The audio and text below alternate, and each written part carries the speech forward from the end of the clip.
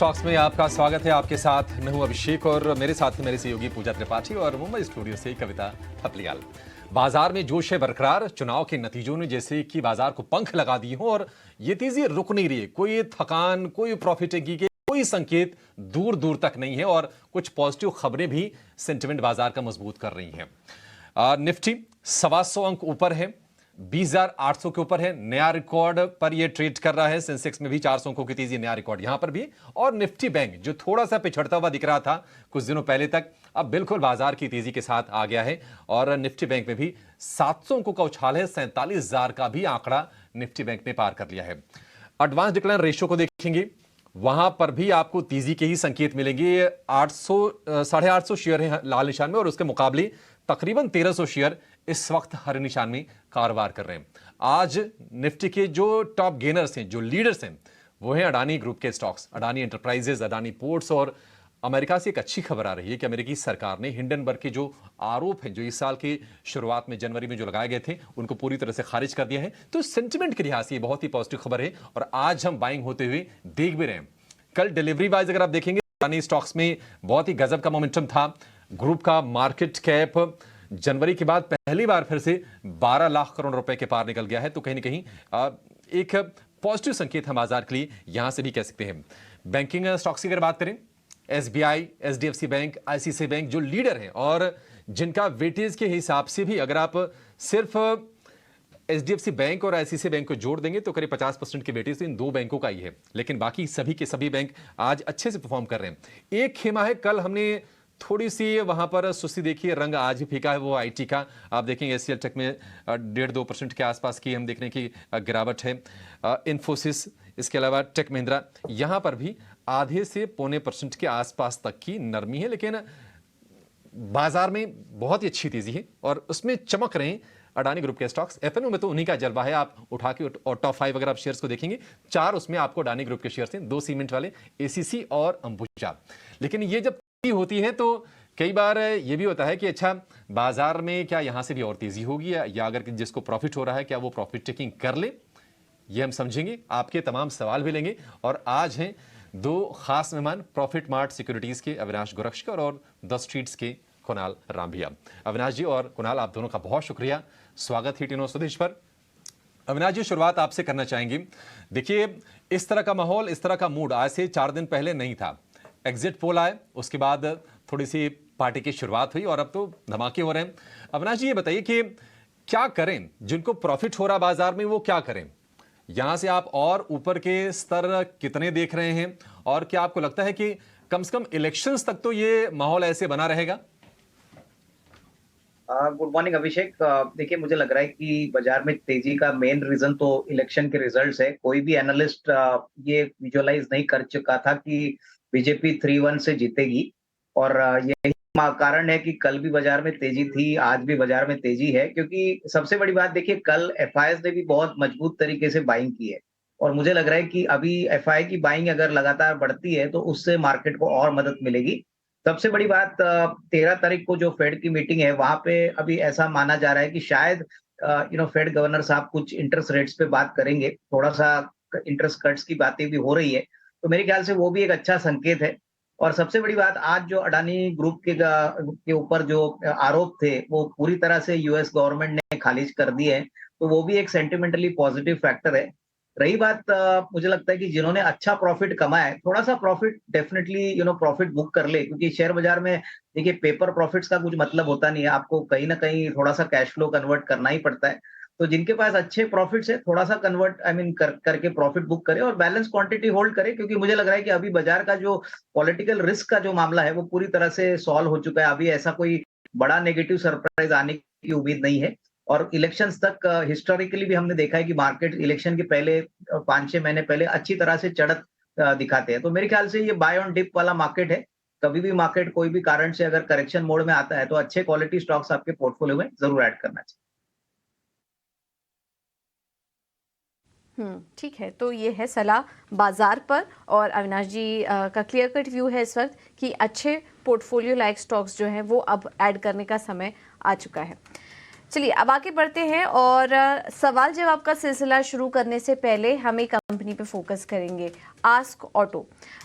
Q2 के नतीजे आए कंपनी के, और नतीजों पर बात करने के लिए हमारे साथ खास बातचीत करने के लिए कंपनी के CMD कुलदीप सिंह राठी जी जुड़ चुके हैं। Kuldeep ji, thank you so much ET news Pradesh को समय देने के लिए। तो नतीजों पर बात करें तो अगर हम आपके सालाना आधार पर नंबर्स कंपेयर करें, जी, अगर सालाना आधार पर आपके नंबर्स कंपेयर करें तो आय में तो एक बढ़त देखने को मिली, लेकिन मार्जिन में थोड़ा दबाव था। इसके पीछे की क्या वजह थी और आने वाले समय में आप क्या आउटलुक शेयर करेंगे मार्जिन के फ्रंट पर? इसके साथ ही साथ प्रोडक्ट मिक्स में क्या कुछ बदलाव करेंगे जिससे मार्जिन को थोड़ा सहारा मिले? जी, ऐसा है कि हमने जैसे कि बिगिनिंग में भी बताया था, हमने एक नया प्लांट लगाया है जो कि करौली राजस्थान में है, और जिसमें इन्वेस्टमेंट हमारी 315 करोड़ की है, हो चुकी है। और ये प्लांट जो है, इसमें पूरा का पूरा स्टाफ किया गया है पिछले 3 महीने से, क्योंकि वहां पर QAB का प्रोसेस चलता है, part wise, product wise, company wise. ये QAB हमारी फर्स्ट वीक और सेकेंड वीक ऑफ जनवरी तक खत्म हो जाएगी, and this plant will become fully operational. तो ये जो भी आपने मार्जिन पे प्रेशर देखा, ये because of the interest factor of the idle plant, depreciation of the idle plant and the manpower जो हमने ऑलरेडी रिक्रूट कर दी वहां। कुलदीप जी नमस्कार, गुड मॉर्निंग। कविता बोल रही हूँ बॉम्बे स्टूडियो से। इस साल की दूसरी छमाही पर कुलदीप जी थोड़ा सा आपकी राय चाहेंगे। दूसरी छमाही में ग्रोथ को लेकर काफ़ी अच्छा आपने तस्वीर बताई है।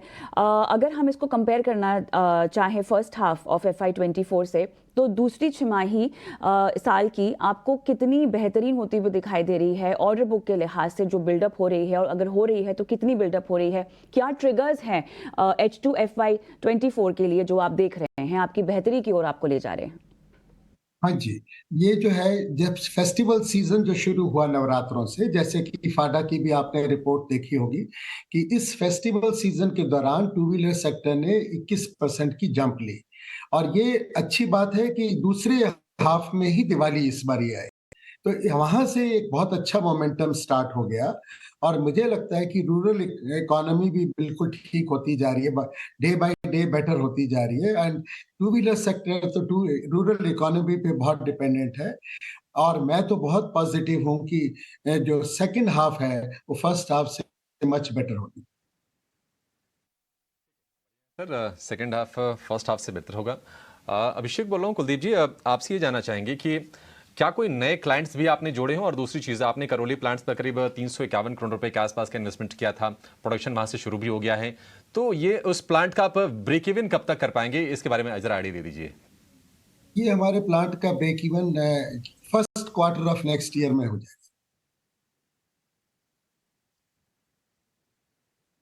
बहुत शुक्रिया आपका समय देने के लिए और हमसे बातचीत करने के लिए। बड़ा अच्छा लगा आपसे बातचीत करके। Thank you. Avinash ji,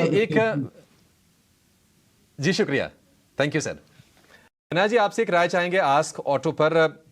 company काफ़ी दमदार है, इसमें कोई दो राय नहीं है। क्लाइंटियल बहुत ही अच्छा है इनका, और जिस सेगमेंट में ऑपरेट करती है वहाँ पर मतलब इज्जत के साथ नाम इसका लिया जाता है। अगर कोई निवेशक है, हालांकि हमने देखा है कि लिस्टिंग के बाद से बहुत ज़्यादा हमने कोई उत्साह शेयर में देखा नहीं, लेकिन अगर समय दें, अगर साल भर 2 साल, तो आपको लगता है कि एक बेहतर वैल्यू साबित होगी इसमें?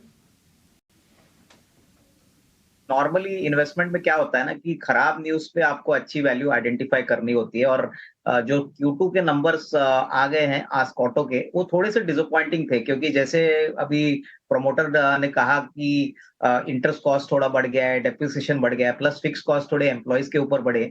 तो ये इनिशियल पेन है उनके प्लांट को चालू होने के पहले। मेरे ख्याल से सेकंड हाफ में होपफुली जब प्लांट पूरी तरह से स्टेबलाइज होगा, तभी वहां से जब रेवेन्यू होगा, तभी आपको मार्जिन में इंप्रूवमेंट देखने को मिलेगा। तो विकल्प बहुत अच्छा है मेरे ख्याल से। जिनको कम से कम 12-15 महीने लेना है, बहुत ही अच्छा विकल्प है। ऐसे प्राइस पे आपको एंट्री मिल रही है जब मार्केट में थोड़ा सा एक्शन इस स्टॉक में कम है, तो डेफिनेटली इन्वेस्टमेंट ग्रेड वाला स्टॉक है। ऐसे मौके इन्वेस्टर्स को मिस नहीं करने चाहिए, क्योंकि नॉर्मली क्या होता है कि इन्वेस्टर्स तभी शेयर खरीदते हैं जब शेयर मोमेंटम में आता है, तो तभी रिस्क रिवॉर्ड भी काफी कम होता है। लेकिन अभी अगर कोई खरीदता है तो मेरे ख्याल से अच्छी कमाई होगी, प्लस क्वालिटी बिजनेस है, क्वालिटी क्लाइंटल है, और ऑब्वियसली जो कैपेक्स इन्होंने डाला है इसका रिस्क रिवॉर्ड और एसेट टर्नओवर जब नंबर्स में झलकेगा तो डेफिनेटली इसमें रीरेटिंग होगी। मेरे ख्याल से डेफिनेटली खरीदने लायक स्टॉक है, लेकिन लंबे नजरिए से।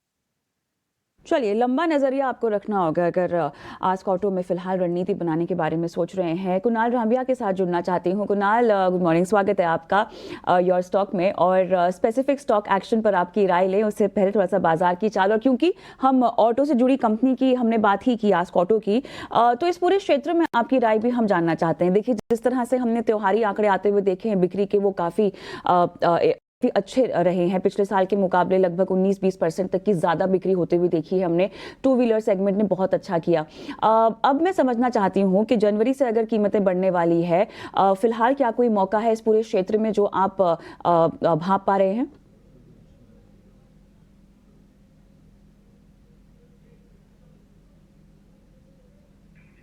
आप शायद म्यूट पर हैं Kunal. Good morning everyone. So अगर हम निफ्टी ऑटो की बात करते हैं स्पेसिफिकली, तो इंडेक्स में हमने करीब करीब 15,700 के लेवल से लेकर 17,800 तक की एक बड़ी सी रुझान देखी है। इनफैक्ट आप किसी भी काउंटर को ले लीजिए, बहुत ही अच्छा परफॉर्मेंस देख लिया, टू व्हीलर सेगमेंट हो या फिर फोर व्हीलर सेगमेंट हो, हमने रैली तो बहुत ही अच्छी देखी है। बट फॉर टाइम बीइंग अगर मुझे किसी एक कंपनी को आइडेंटिफाई करना होगा तो आई think I go ahead with Maruti, because मुझे इस काउंटर में अभी भी ब्रेकआउट पेंडिंग लग रहा है। अगर मारुति यहाँ से अपनी रुझान शुरू करता है और 10,000 750 के ऊपर निकलता है तो आई थिंक यहाँ पे 11,300 तक के लेवल्स हमें देखने मिल सकते हैं। और बाकी जो काउंटर्स हैं उसमें I think I would suggest buy on dip. अगर थोड़ी सी करेक्शन आती है तो डेफिनेटली बाइंग की अपॉर्चुनिटी ढूंढ सकते हैं।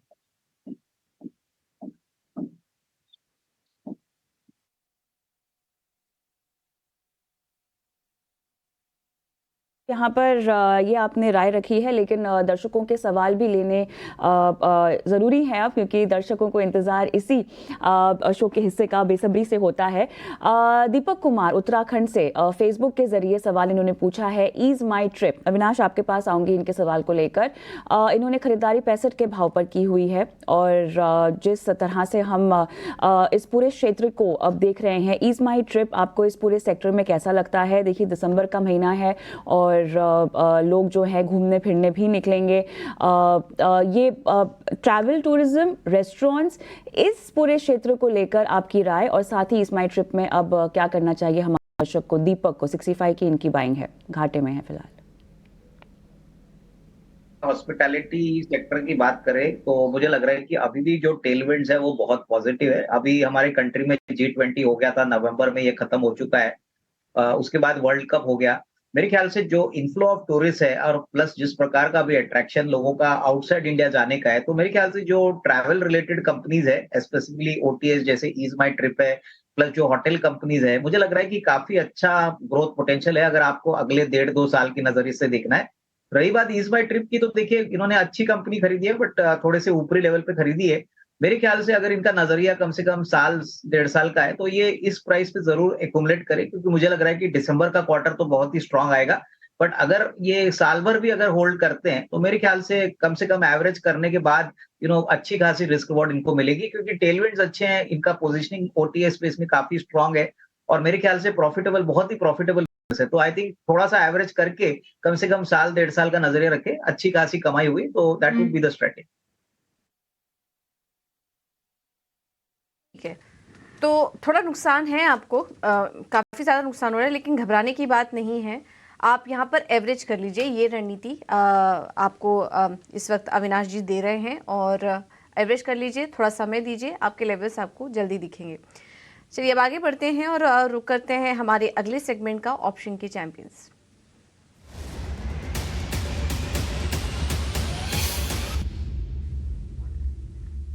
हमारे साथ फिनवर्सिफाई की ध्वनि पटेल जुड़ चुकी हैं। ध्वनि, थैंक यू सो मच समय देने के लिए। बताइए क्या रणनीति होगी आज आपकी?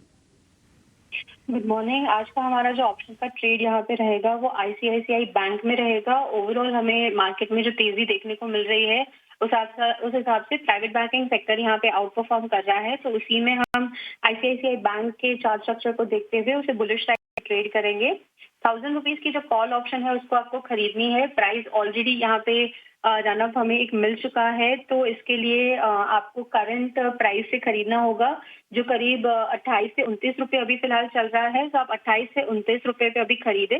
इसका जो टारगेट है उसको हम रिवाइज कर देंगे। टारगेट इसका आपको ऊपर की तरफ में यहाँ से 42 से 45 तक का यहाँ पे आपका लक्ष्य रहेगा। स्टॉप लॉस जो आपको इसमें नीचे की तरफ में मेंटेन करना रहेगा, तो आप इसमें 22 रुपए का स्टॉप लॉस लेके चलिए। लॉट साइज इसका 700 रुपए का है, तो उस हिसाब से आपका रिस्क रिवॉर्ड रेशियो यहाँ पे बैठ जाएगा।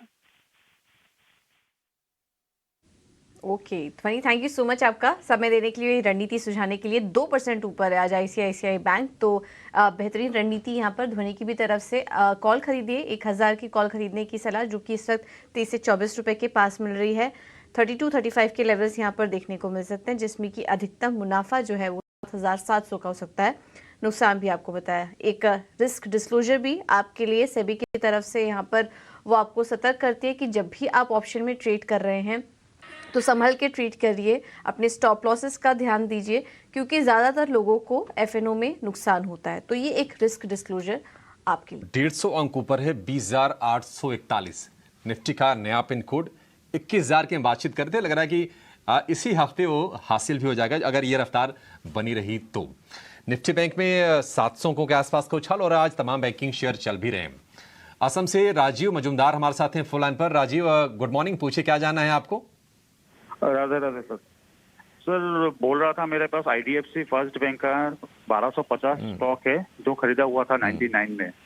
सर क्या मैं इसे होल्ड करूं या क्या करूं? सर मेरा व्यू है लॉन्ग टर्म का, 5 से 10 साल। आपने राजीव जी 3-4 महीने पहले लिए थे, आपने सितंबर में लिया आपने शेयर? ऑल टाइम, हाँ सर, जब ऑल टाइम हाई चल रहा था सर तभी लिए थे सर, 3-4 महीना पहले सर।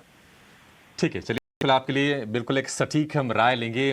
फंडामेंटली तो अविनाश जी मजबूत बैंक है, इसमें कोई दो राय नहीं है। कॉर्पोरेट गवर्नेंस के लिहाज से भी बहुत ही क्लीन बैंक है। हालांकि हमने देखा है कि 100 रुपए के भाव तक गया था सितंबर में, वहीं पर राजीव ने लिया, थोड़ा सा शेयर नीचे भी आया, फिर से थोड़ा मोमेंटम दिखा रहा है। निवेशित रहें, समय दें इसको। बिल्कुल अभिषेक, मुझे लग रहा है कि देखिए नॉर्मली इन्वेस्टर्स को हिम्मत हारनी नहीं चाहिए। अगर 1.5-2 साल का नजरिया है तो मेरे ख्याल से ये मल्टी बैगर स्टॉक साबित हो सकता है, क्योंकि बैंक के फंडामेंटल्स बहुत ही स्ट्रांग है, एसेट क्वालिटी भी अच्छी है, क्रेडिट ग्रोथ भी अच्छा है, मोस्ट इंपॉर्टेंटली कासा 50% के ऊपर है। देखिए जब इन्होंने स्टॉक 99 रुपीज में खरीदा है, तो 1.5-2 साल के टाइम फ्रेम पे अगर ये फ्रेम रखते हैं तो मेरे ख्याल से यहाँ से भी डबल होने का पोटेंशियल है। थोड़ा समय देने की जरूरत है, क्योंकि नॉर्मली क्या होता है कि रिटेल इन्वेस्टर्स बहुत जल्दी एक्सपेक्ट करते हैं कि स्टॉक लेने के बाद इमीडिएटली तुरंत बढ़ जाए, तो ऐसे बाजार में होता नहीं है। तो करंट प्राइस पे भी मुझे लग रहा है 84 प्राइस चल रहा है 90 का, तो ये अगर एक्यूमुलेट करना चाहते तो और एक्यूमुलेट करिए, लेकिन 1.5-2 साल का टाइम फ्रेम रखे, तभी एक अच्छा रिस्क रिवॉर्ड इनको मिलेगा। शॉर्ट टर्म में हो सकता है कि थोड़ा सा स्टॉक इनको फ्रस्ट्रेट करे, लेकिन लॉन्ग टर्म में पैसा अच्छा बनेगा।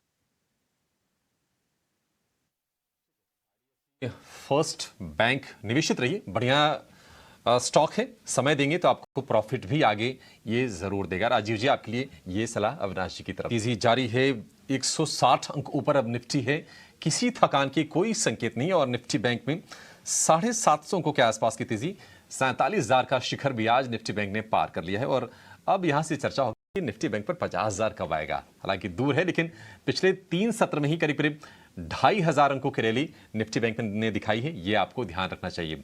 आज के सुपरस्टार की बात करें बाजार में तो अडानी ग्रुप के स्टॉक्स हैं, अडानी एंटरप्राइजेस, अडानी पोर्ट्स करीब करीब 10% ऊपर ये दोनों शेयर कारोबार कर रहे हैं। और ब्लूमबर्ग के हवाले से एक रिपोर्ट आई थी कि अमेरिकी सरकार ने हिंडनबर्ग के जो एलिगेशंस थे उनको खारिज किया है, उसके चलते भी आज सेंटिमेंटली यहाँ पर हम रौनक देख रहे हैं। अडानी ग्रीन को लेकर एक खबर आई थी, अडानी की न्यू एनर्जी पार्क डेवलप करने के लिए 8 अंतर्राष्ट्रीय बैंकों के साथ उन्होंने कोलैबोरेशंस किए हैं। तो तमाम पॉजिटिव चीजें हो रही है। अविनाश जी आपसे जरा इस पर एक टिप्पणी चाहेंगे, क्योंकि कल हमने देखा था कि 12 लाख करोड़ रुपए का मार्केट कैप ग्रुप ने फिर से पार कर लिया था। इस बात की उम्मीद थी कि अगर नतीजों से चुनाव के अगर पॉजिटिविटी के संकेत आते हैं अगर बीजेपी के लिए, मौजूदा सरकार के लिए, तो ये शेयर चलेंगे, और हमने बिल्कुल सिमिलर लाइंस पर हमने तेजी देखी भी। यहां से आप क्या सलाह देंगे के पास ये स्टॉक से अडानी की, उनके लिए क्या सलाह है? जो आज की कल की तेजी देखकर कहीं उनके मुंह में पानी आ रहा होगा, उनके लिए क्या सलाह होगी आपकी? मेरे ख्याल से देखिए अभिषेक, ये बहुत बड़ा पॉजिटिव डेवलपमेंट है, क्योंकि अभी क्लियरली यूएस गवर्नमेंट ने ये जो सारे आरोप थे फ्रॉड के अनादि ग्रुप के ऊपर, वो खारिज कर दिए। ये बात की पुष्टि है कि अभी आगे चल के जो ओरंग अडानी ग्रुप के स्टॉक्स में था वो अभी नहीं रहेगा, और मुझे लग रहा है कि ये मार्केट के लिए भी बहुत भी अच्छा है, क्योंकि हमने ऑलवेज देखा है कि जब भी अडानी ग्रुप के शेयर चलते हैं तभी मार्केट सेंटिमेंट भी बहुत अच्छा पॉजिटिव होता है। सबसे बड़ी बात, ग्लोबली अभी फंडिंग की अगर जरूरत अडानी ग्रुप को लगती है तो उनमें कोई दिक्कत होनी नहीं चाहिए, क्योंकि पहले फंडिंग की काफी दिक्कतें हो रही थी। तो डेफिनेटली बड़ा पॉजिटिव है। इन्वेस्टर्स को जिन्होंने पहले निवेश किया है वो तो होल्ड करें, लेकिन अगर अभी खरीदना है तो मुझे लग रहा है कि थोड़ा सा स्टॉक्स को कूल ऑफ होने दीजिए। मार्केट में करेक्शन भी आएगा, आपको खरीदने के मौके भी मिलेंगे, लेकिन Adani ports, Adani power as well as Ambuja cement, ये ऐसे स्टॉक्स है जो मुझे लग रहा है बाय ऑन डिप्स होने चाहिए, क्योंकि बहुत अच्छे बिजनेसेस ये चलाते हैं, कैश फ्लोज भी काफी मजबूत है। और मुझे लग रहा है कि इलेक्शन के रनअप में आपको यहाँ पे अच्छी तेजी देखने को मिलेगी, जो बहुत समय तक एब्सेंट थी, क्योंकि ये सारे अनसर्टेनिटी डेवलपमेंट्स थे। तो डेफिनेटली बाय ऑन डिप्स की स्ट्रेटेजी होनी चाहिए, और लॉन्ग टर्म नजरिया रखें, क्योंकि लग तो रहा है कि आगे चल के भी अच्छी रीरेटिंग इन कंपनीज में होने की पॉसिबिलिटी।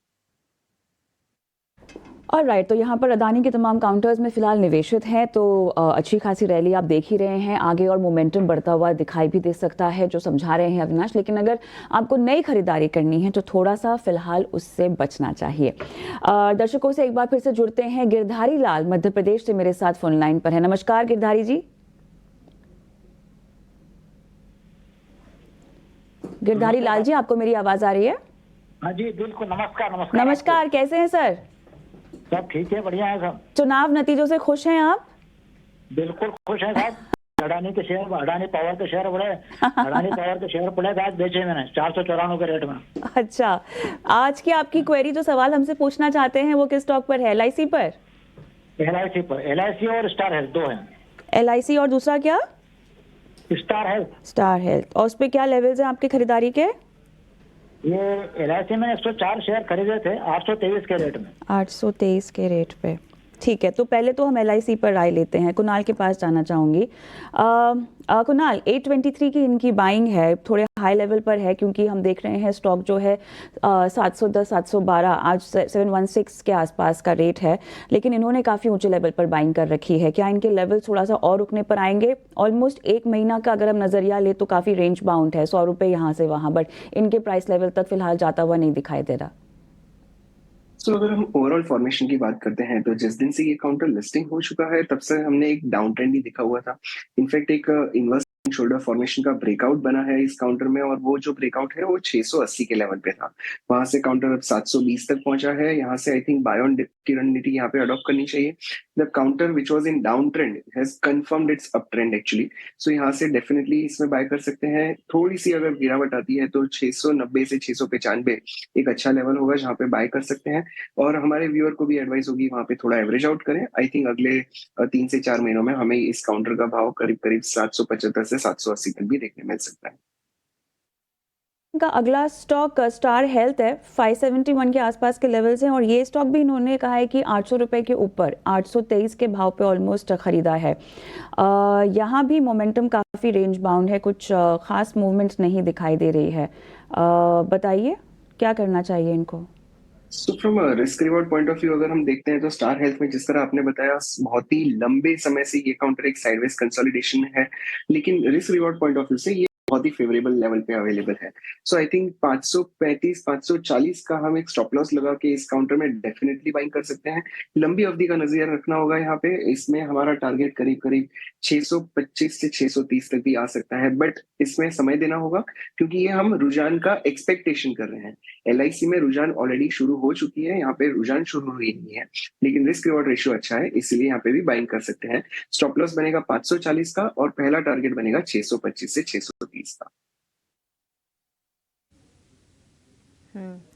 ठीक है, तो दोनों ही इंश्योरेंस स्टॉक थे इनके पास और दोनों में आपको सलाह भी दे दी गई है। अगले दर्शक हमारे साथ दिल्ली से हैं वीर सिंह। वीर जी नमस्कार, सवाल पूछिए अपना। नमस्कार, वोडाफोन के 10,000 से। हेलो, कब लिया था आपने? ये हो गया वसीम आते हैं ना, वसीम, उनके कहने से लिया था। नहीं, लिया कब था आपने? ये हो गए 15-16 दिन हो गए। ठीक है, हाल फिलहाल की ही खरीद है। थोड़ा ऊपरी लेवल पर यहाँ पर एंट्री ले लिया आपने। आपको सलाह दे देते हैं। कुणाल जी, क्या सजेस्ट करेंगे? 15-20 दिन पहले लिया था और शेयरों की क्वांटिटी भी काफ़ी ज़्यादा ले रखी है इन्होंने। 10,000 शेयर्स इन्होंने ले लिया था। 14 रुपये 25 के भाव पर इन्होंने यहाँ पर एंट्री ली हुई है। क्या करें अभी? अगले टारगेट्स क्या देख रहे हैं आप? और कुछ स्टॉप लॉस भी इन्हें सुझाइए। पूजा ऑलमोस्ट हर 2 हफ्ते में एक बार हमें ये काउंटर मिलना है और हम इसके ऊपर डिस्कस भी करते हैं। अगर आइडिया वोडाफोन की बात करें तो 2019 से लेके अब तक ये काउंटर 2 से 3 बार आई थिंक 16 रुपए 50 पैसे तक के लेवल्स पे पहुंचा है, लेकिन वहां से फिर फेल होके नीचे आ चुका है।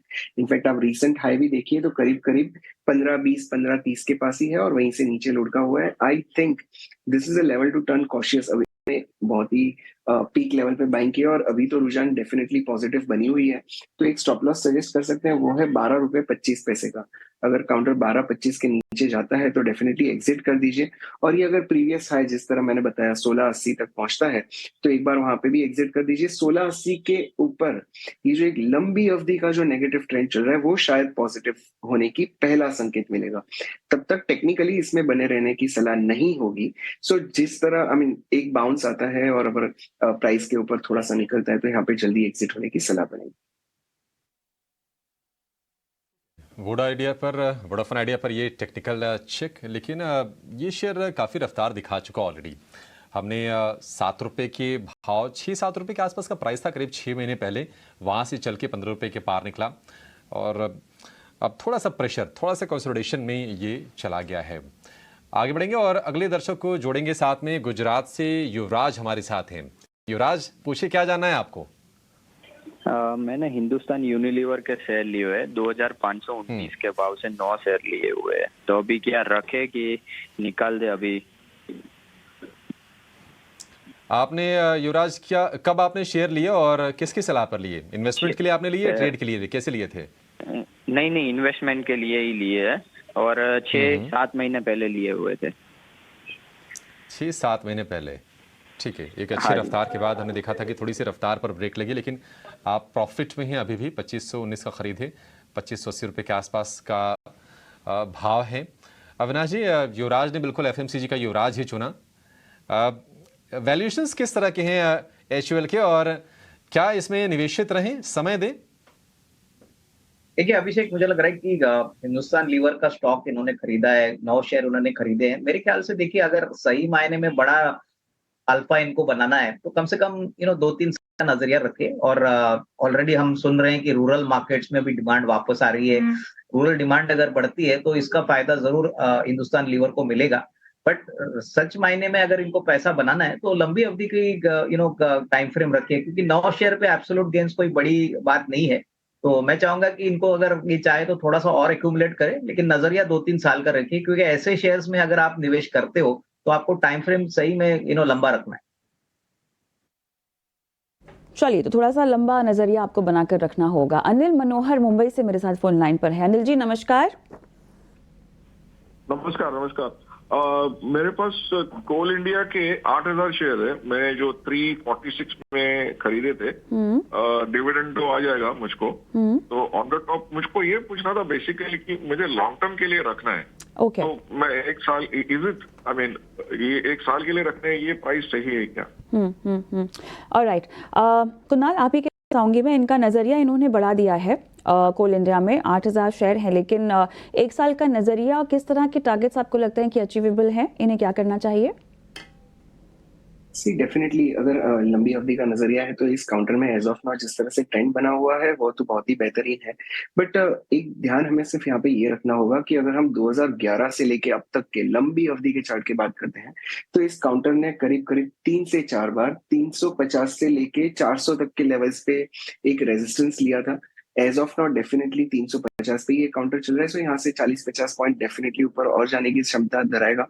और ये जिस तरह से मोमेंटम चल रहा है I think that is likely. But in सब काउंटर्स को एक गिरावट में अगर हम लेते हैं तो हमारे लिए रिस्क रिवॉर्ड रेशियो फेवरेबल होता है।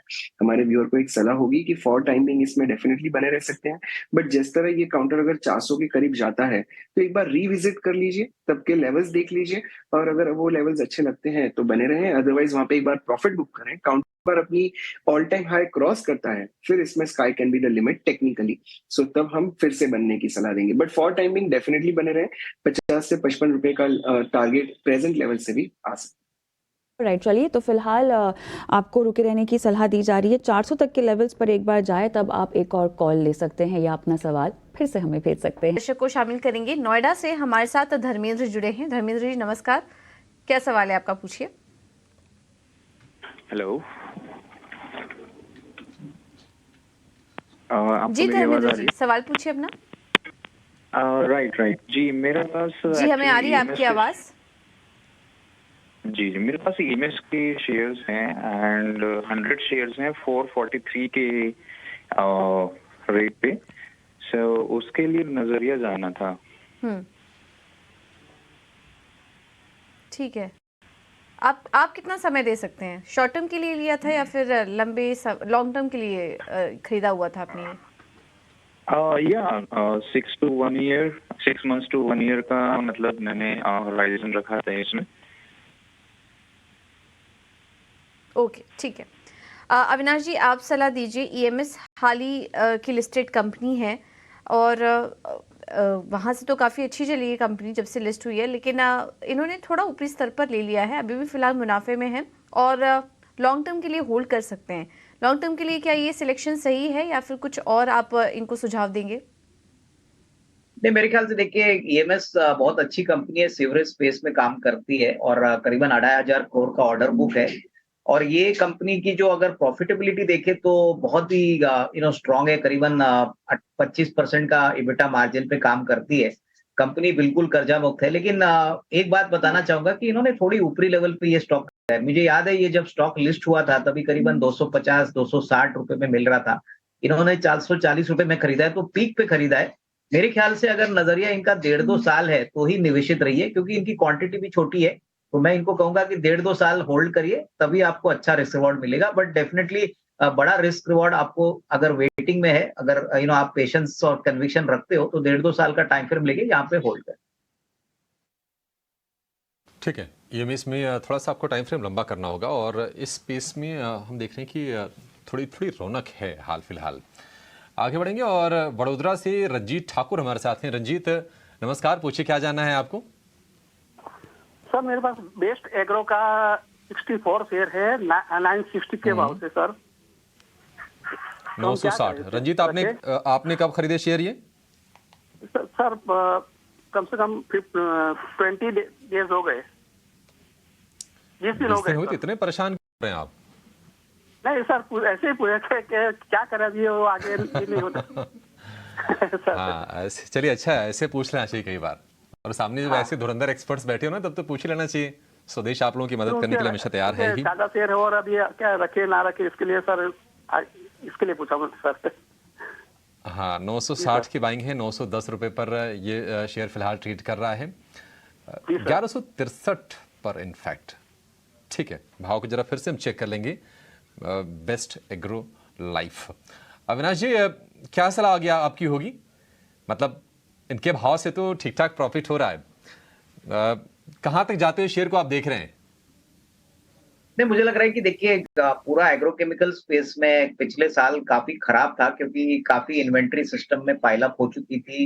Not only best agro but बहुत सारे अदर प्लेयर्स जैसे रैलीज हो गया, सुमिटोमो हो गया, यूनाइटेड फॉस्फरस हो गया, इनके नतीजे बहुत खराब थे और इसीलिए हमने देखा कि बेस्ट एग्रो का भी नंबर सेकंड क्वार्टर के लिए कोई खास आया नहीं और उसीलिए काफी स्टॉक में गिरावट देखने को मिली। मेरे ख्याल से देखिए एग्रोकेमिकल का बिजनेस जो होता है वो अप्रैल टू सितंबर में पीक आउट होता है, ये सबसे बड़ा अच्छा परफॉर्मेंस वाला पीरियड होता है।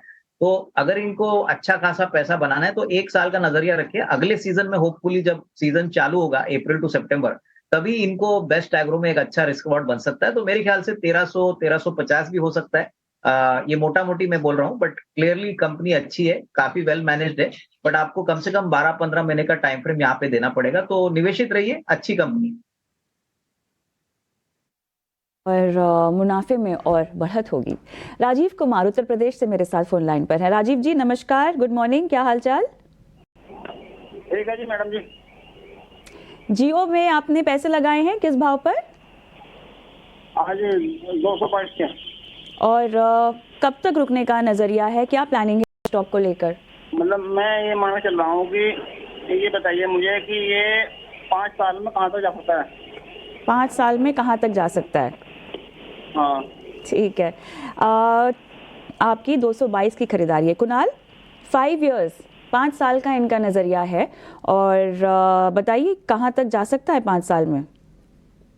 सो टू बी वेरी ऑनेस्ट, हम टेक्निकल्स में इसका प्रोजेक्शन जो बता सकते हैं वो टाइम फ्रेम वाइज तो नहीं बता पाएंगे, बट डेफिनेटली पैटर्न वाइज बता सकते हैं। जिस दिन इस काउंटर का MSCM में इंक्लूजन हुआ, बहुत ही अच्छा वॉल्यूम दिखा था, और उस दिन हमें यहाँ पे इनवर्स हेड एंड शोल्डर का एक ब्रेकआउट भी दिखा था। So short term point of view से एक जो ब्रेकआउट 228 पे बना हुआ है, यहाँ से एक लंबी अवधि का टारगेट बन रहा है जो है ऑल टाइम हाई का 260 का, और अगर 260 आ जाता है और इस पे हम अगर फिबोनाची एक्सटेंशन रेशियो लगाते हैं तो इसका करीब करीब टारगेट आता है 350 से 375 का, और ये टारगेट करीब 1 साल तक में आ सकता है। अब ये एक लंबी अवधि का नजरिया है जो हम टेक्निकल बेस पे बता सकते हैं। 5 इयर्स के लिए हमारे कलीग बहुत अच्छी तरह से एक्सप्लेन कर पाएंगे, but this is what is the technical target as of now, 365 1 साल में। जी से भी मैं टेक लेना चाहती हूँ।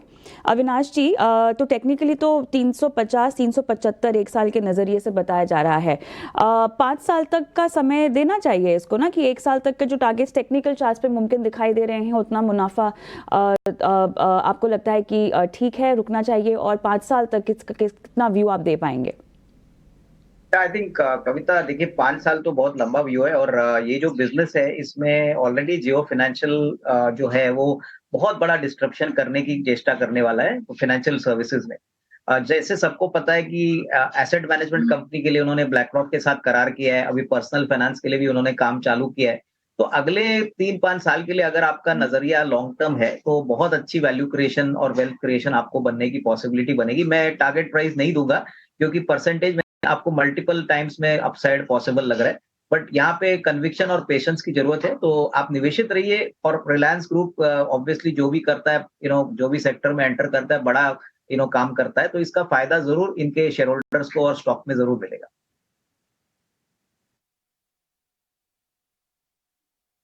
ठीक है, तो ये है सलाह जियो फाइनेंशियल्स पर। आपको फंडामेंटल राय भी यहाँ पर मिल गई है, उम्मीद है मदद मिली होगी आपको। वहीं चलिए अब यहाँ से सीधे उज्जैन चलते हैं, और गिरधारी लाल जी हमारे साथ जुड़े हैं उज्जैन से। गिरधारी जी नमस्कार, सवाल पूछिए अपना।